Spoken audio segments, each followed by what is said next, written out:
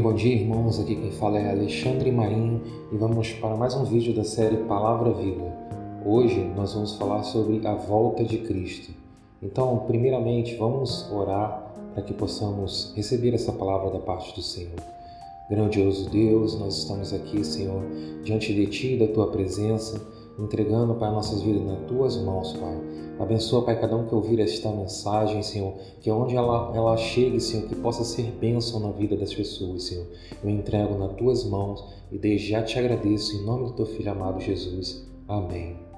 Então, queridos, a palavra de hoje fala sobre a volta de Cristo, né? A vinda dele para nos buscar a igreja dele. E essa é a maior promessa que ele fez para a igreja. Então, lá em Apocalipse 22:12, diz assim: E eis que cedo venho, e o meu galardão está comigo, para dar a cada um segundo a sua obra. Então, isso é uma promessa maravilhosa que Jesus nos deu. E nós, como cristãos, não precisamos ter medo da volta de Cristo. Na verdade, nós temos que nos alegrarmos na volta dele, porque ele vai voltar para nos buscar, para que possamos morar com ele na eternidade. Contudo, há alguns sinais que a Bíblia nos mostra desse tempo, que é o tempo da volta de Cristo e o tempo do fim. Tá? Então nós vamos falar hoje sobre 6 sinais de que Cristo está voltando, está próximo à vinda dele. Então, o primeiro sinal são de terremotos, de fomes, pestes e guerras. Isso está lá em Mateus 24:6-8, e diz assim: E ouvireis falar de guerras e rumores de guerras. Olhai e não vos perturbeis, porque forçoso é que assim aconteça, mas ainda que não é o fim. Portanto, se levantará nação contra nação e reino contra reino, e haverá fomes e terremotos em vários lugares, mas todas essas coisas são o princípio das dores.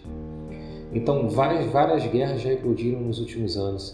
Eventos como a derrubada do regime do Talibã no Afeganistão, o conflito entre a Índia e o Paquistão, a invasão do Iraque pelos Estados Unidos, a guerra de vez intensa entre Israel e Palestina. Nós vemos agora nos últimos dias o Hamas, né, atacando a Israel, lançando mísseis. Então, nós vemos que isso também é um dos sinais da volta de Cristo. Tá? Pestes, incêndios, inundações, terremotos, também temos visto isso em toda parte.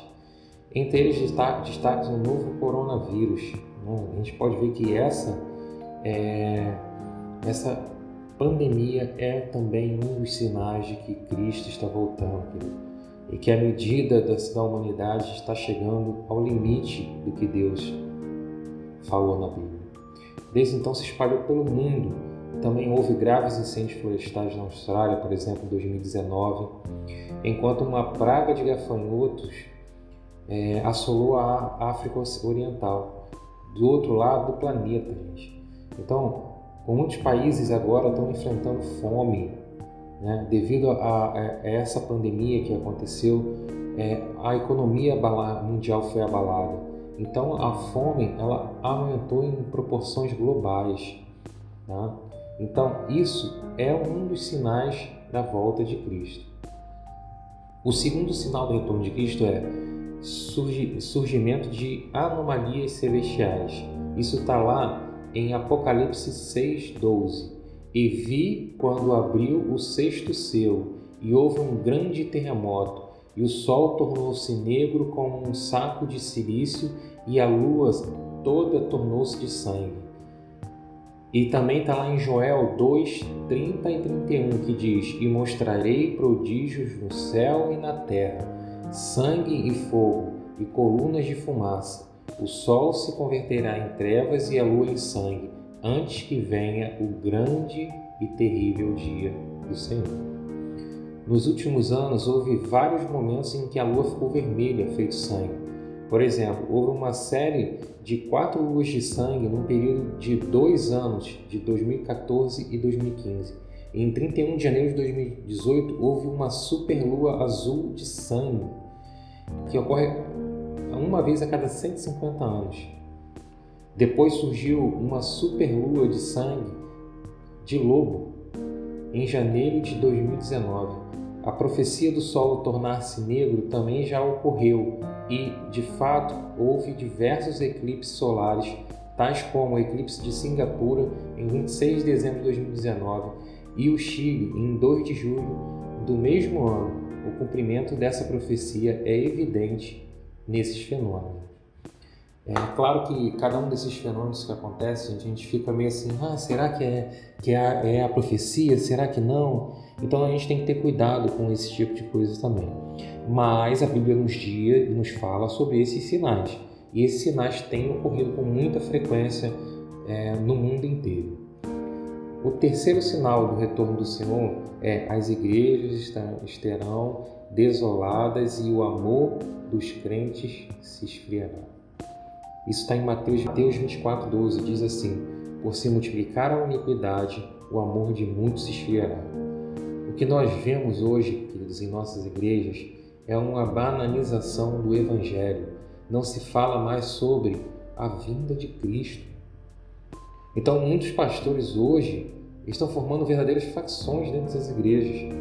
E alguns abrem até negócios, montam fábricas. Então, as pessoas hoje estão mais preocupadas com si mesmo e esquecendo de Jesus Cristo. Nós estamos tirando Jesus do centro do Evangelho e estamos colocando o homem. Você vê que no mundo o amor tanto está se esfriando que as pessoas hoje podem passar e ver uma pessoa, querido, pedindo ajuda na rua e essas pessoas não nos ajudam. Podem ver pessoas mortas ali e passam e vejam que como se nada tivesse acontecendo. Nada estivesse acontecendo. Aí nós precisamos refletir sobre nosso papel como igreja, nosso papel como servos do Senhor, porque a igreja não é uma instituição, não é um templo, a igreja somos nós. Nós precisamos mudar isso. Nós precisamos mudar isso. Nós temos que ser o sal da terra e a luz para o mundo. Nós temos que levar a palavra do Senhor. Nós temos que ir por todo o planeta, pregando o Evangelho, fazendo discípulos. E não só mostrando algo que nós podemos ver em nossas igrejas hoje, na verdade, comercialização do Evangelho. Não existe Evangelho sem a cruz, queridos. Evangelho não é oba-oba. Evangelho não é bênção financeira só. O Evangelho que nós pregamos é: carregue a sua cruz. Carregue a sua cruz. É difícil ser cristão, e ainda mais nesses últimos tempos. Então nós precisamos mudar isso. Precisamos viver o Evangelho para que nós possamos ganhar almas para Cristo até que Ele volte. O quarto sinal do retorno de Cristo é surgimento de falsos cristos. E está lá em Mateus 24, 4-5, diz assim: respondeu Jesus: acautelai-vos que ninguém vos engane, porque muitos virão em meu nome, dizendo que sou Cristo, e muitos enganarão. Essas profecias do Senhor indicam que, quando Ele retornar, surgirão falsos cristos enganando a pessoas. Nos últimos anos, falsos cristos têm surgido, enganado pessoas em países como China, Coreia do Sul, Japão e até mesmo Israel.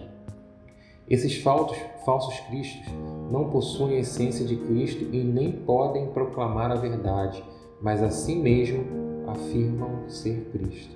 O cumprimento da profecia é evidente nisso. Então, queridos, hoje você vê que existe uma gama de pessoas dizendo que é Cristo, uma gama de pessoas dizendo que é profeta, e eles não têm nada de verdade na palavra deles. Então, queridos, o que nós precisamos fazer é olhar as Escrituras, estudar as Escrituras, mergulhar na palavra de Deus, para que a gente não possa ser enganado por essas pessoas. O quinto sinal da volta de Cristo, do retorno dele, é a restauração de Israel. Isso está lá em Mateus 24, 32 e 33, diz: aprendei-o, pois, da figueira e a sua parábola. Quando já o seu ramo tornar tenro e brotar folhas, sabeis que está próximo o verão. Igualmente, quando virdes todas essas coisas, sabei que ele está próximo, mesmo às portas. Muitos que creem no Senhor Jesus sabem que os termos ramos e folhas de figueiras se referem à restauração de Israel, quando Israel for restaurado, o dia do Senhor estará próximo. Israel foi restaurado no dia 14 de maio de 1948. Obviamente, essa profecia do retorno do Senhor foi integralmente cumprida. Em 1948, foi criado o Estado de Israel. Numa reunião da ONU foi votado e ali, a partir dali, vários judeus começaram a sair do mundo inteiro retornando para Israel. Então, essa profecia também já foi cumprida. O sexto e último sinal do retorno de Cristo, a divulgação dos evangelhos até os confins da terra. Este registro está em Mateus 24:14. E este evangelho do reino será pregado no mundo inteiro, em testemunho a todas as nações, então virá o fim. Em Marcos 16:15, o Senhor Jesus disse aos seus discípulos após a sua ressurreição: Ide por todo mundo e pregai o evangelho a toda criatura. Depois Jesus ressuscitou e subiu aos céus. Depois que ressuscitou, Jesus subiu aos céus e o Espírito Santo começou a orientar aqueles que seguem o Senhor Jesus e dar testemunho dele. Hoje, aos cristãos se espalham por todo o mundo e muitos países democráticos adotaram o cristianismo como religião do Estado. Mesmo na China, onde o partido do poder é ateu, dezenas de milhões de pessoas aceitam o Evangelho do Senhor Jesus Cristo. Isso mostra que o Evangelho da redenção da humanidade por meio do Senhor Jesus Cristo se espalhou por todo o mundo e é evidente então que a profecia do retorno do Senhor Jesus foi cumprida. E hoje, mais do que tudo, nós temos a internet. Então nós vemos que lá no início da igreja, na igreja primitiva, esse ide por todo mundo e pregai o Evangelho, para eles parecia algo muito difícil, porque naquele tempo a locomoção ou era a pé ou era de cavalo e depois passou a ser de navio, de barcos, né?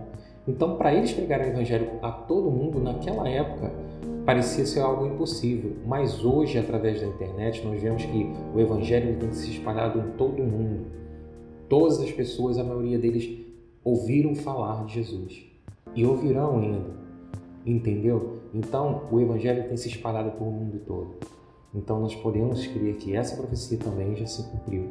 Então, queridos, a vinda de Cristo está próxima. A partir dos fatos, podemos ver que 6 sinais do retorno de Jesus Cristo já surgiram. Agora é o momento crítico de acolhimento do seu retorno. O que devemos fazer antes que podemos acolher o Senhor? O Senhor Jesus nos deu a resposta a essa pergunta há muito tempo atrás.